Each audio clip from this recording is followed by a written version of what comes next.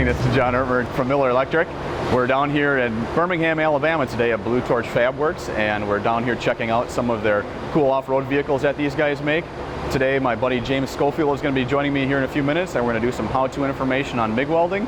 And the first thing we're going to do is fabricate a differential cover. The differential covers we're fabricating are from their Kryptonite series. So James, can you tell me a little bit about what we're doing today?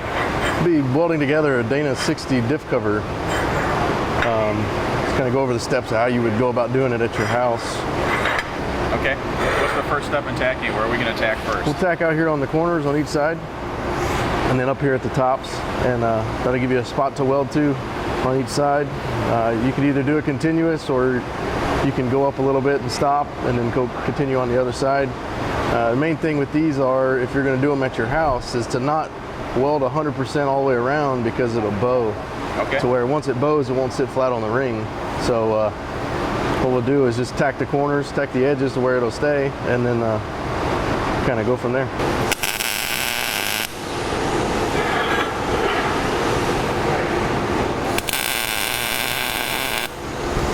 Yeah, that's a lot better. Now, how critical is fit up on when you're tacking these up?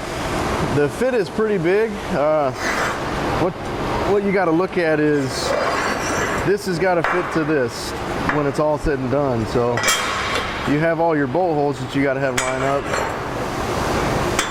So once you weld out this would be the shell, we call it. Once the shell's welded out, you position this on there where you have even space around your bolt holes. That way you can still get your bolt holes in and out. Okay, next step now. The next step would be to weld out,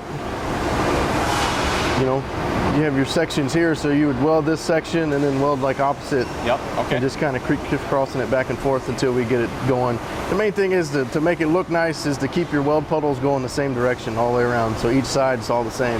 That's where we use a magnet to hold it up, to where it's actually a little easier for a beginner to weld or whatnot. Would just be to downhill it the whole way, and then you would just slide your cover over and downhill it the other way.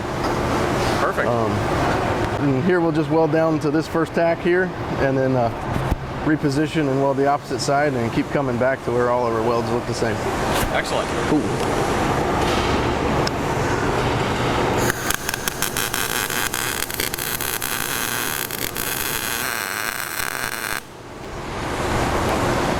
That's kind of how you do it. Once you get to as long as you're welding and you see your puddle raise up, you don't want to break the sides. Okay. Because if you do, it'll just kind of make it look weird. Okay. But it's pretty simple. Just like that. All right, so now we'll go weld the opposite corner? Yep. We'll weld this side now.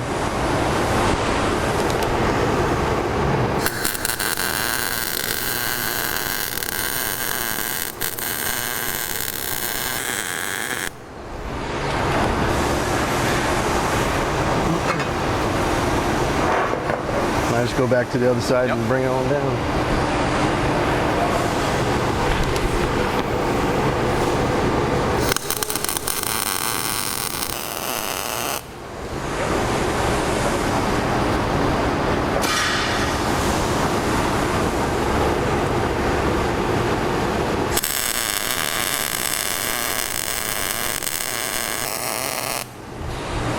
There you go.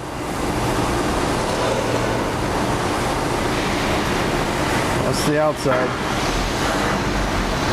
Okay, so what's our next step, James?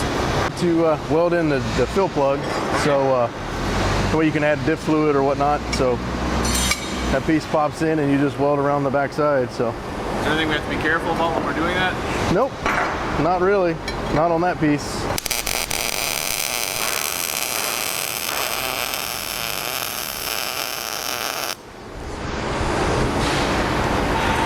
So we just burned that one on the inside to hold that plug in place. And now we are ready to put it to the ring. So what we'll do is just tack 4 corners on it and go with it. So.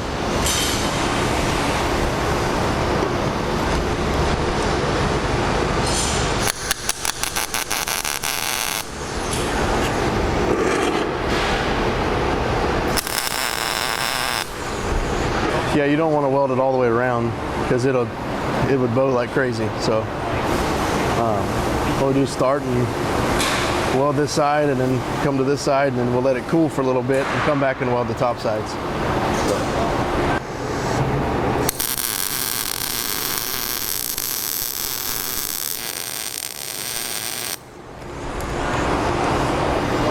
Just weld that little bit there. That's a lot of heat that you're throwing into that part. So we'll do opposite now over here, and then we'll let it cool for a few minutes and then kind of go back to welding again. So now that this cover is cooled off enough, we'll come around from this corner down to about here. It's one continuous deal, and then kind of let it cool. Finish up the backside. Yep. So be a little bit of a weld right here.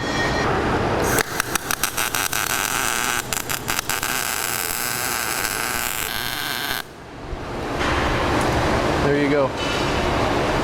Now do we have to let it cool at all before we do the inside, or? I would. On the inside of the cover, we always raise the heat up and the wire feed up. That way the weld actually lay flat on the inside. I know we touched on where the weld needs to be flat versus raised up. The higher the heat is, the wire feed, kind of burn it in a little bit better on the inside. So turned it up, and we'll just weld the inside and all the way around, and we'll have us a done cover.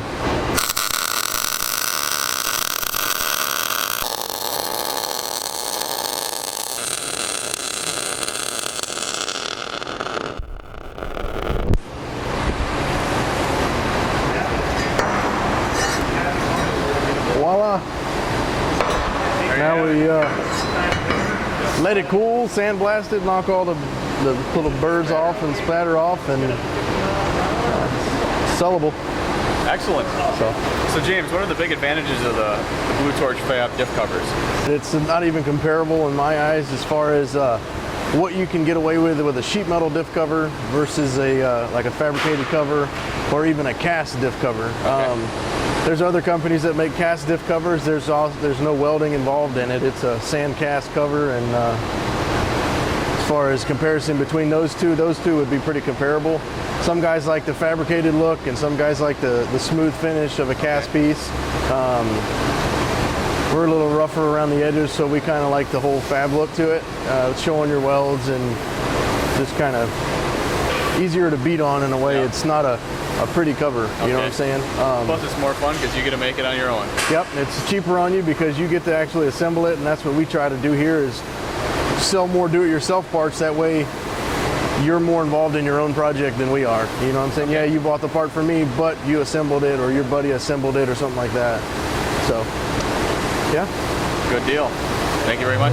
No problem.